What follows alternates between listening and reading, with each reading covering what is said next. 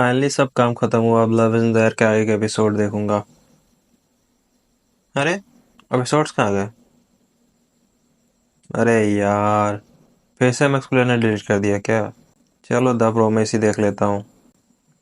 अरे यार, इसके भी एपिसोड्स को डिलीट कर दिया। अब क्या देखूंगा?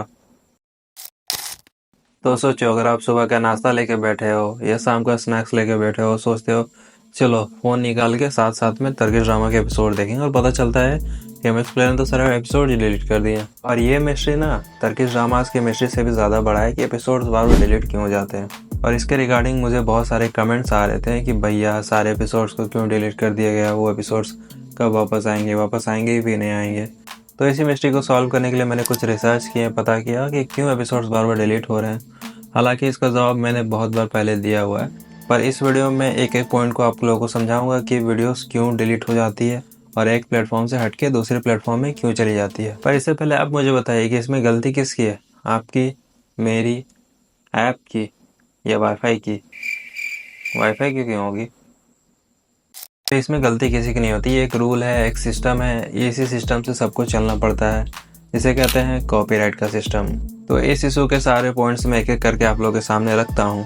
पहला पॉइंट है लाइसेंस का, कि जैसे हम लोग मोबाइल में रिचार्ज करवाते हैं, उसकी वैलिडिटी कितने दिन रहती है? 30 दिन, 60 दिन, 90 दिन?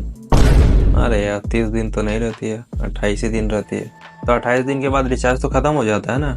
वही सिस्टम होता है कॉपीराइट के लाइसेंस का। एमएक्स प्लेयर जो टर्किश ड्रामास को हिंदी में डब करके अपने प्लेटफॉर्म में लाता है, वो हमेशा के लिए उसे नहीं रख सकता।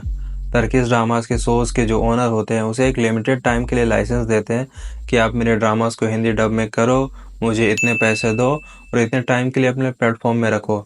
जब उनका लाइसेंस ख़त्म हो जाता है, 1 साल 2 साल, तो वो वापस से उसके लाइसेंस को ले लेते हैं। अगर फिर वो इसे रिन्यू नहीं करता, एमएक्स प्लेयर फिर उसे रिन्यू नहीं करता, तो उसका लाइसेंस को वापस ले लिया जाता है और वो 1-2 साल के पीरियड के बाद ख़त्म ही हो जाता है। वही सेम ही सिस्टम है जैसे हम लोग फ़ोन में रिचार्ज करते हैं। तो सेम बात यहाँ पे हुई है कि उन्होंने बस लाइसेंस अपडेट नहीं किया है और रिन्यू नहीं किया और पेमेंट नहीं किया, इसलिए उसका लाइसेंस वहाँ पे ख़त्म हो गया। टाइम पीरियड के बाद वो लाइसेंस ख़त्म हो गया।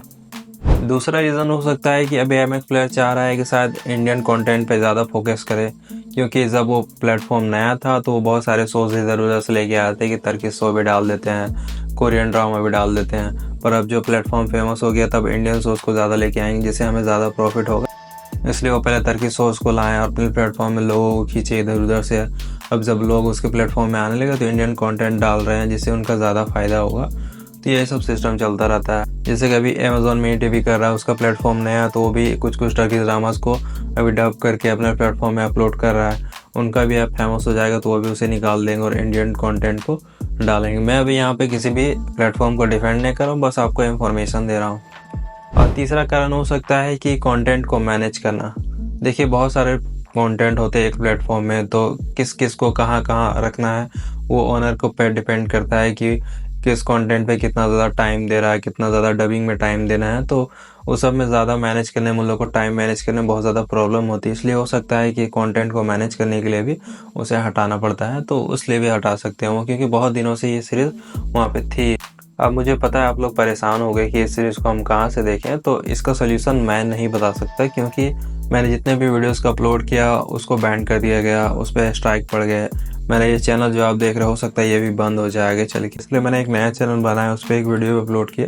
उसका लिंक आपको यहाँ पे दिख रहा होगा, वहाँ पे जाके आप वीडियो चेक कर सकते हैं, या फिर डिस्क्रिप्शन में उस चैनल का लिंक होगा। सीरीज स्कैप नाम है उस चैनल का, वहाँ पे मैं नए नए वीडियोज़ अब अपलोड करूँगा। अगर आपको डेली तक के सीरीज़ के अपडेट्स जानना हो तो उसको भी सब्सक्राइब कर देना, लिंक आपको डिस्क्रिप्शन में मिल जाएगी।